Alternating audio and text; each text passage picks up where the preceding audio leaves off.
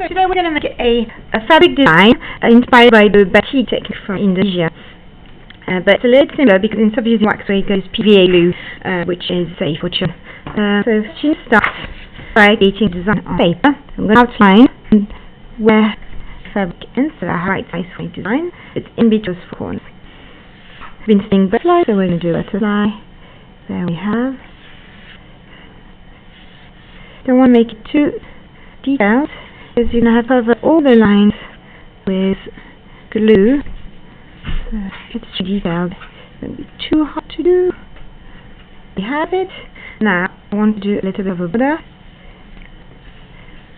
and some line in the background. So that's my basic design. I need to cover it with my fabric. We're using a slip fabric here, and I need to tape it onto the paper so that it does not move.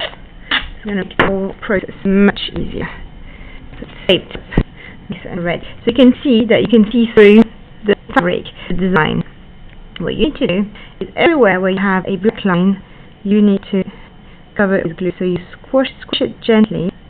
Squish it gently. It's like you're waxing cake, but you're using glue. And everywhere where you have a line, you are putting some glue.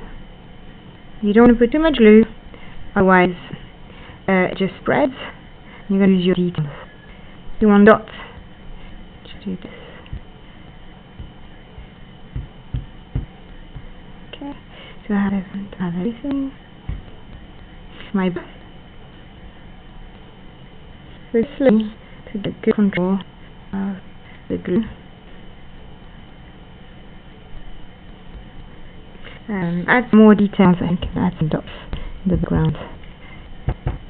We can in real Batik fabric days as dots, and they're going to get more authentic.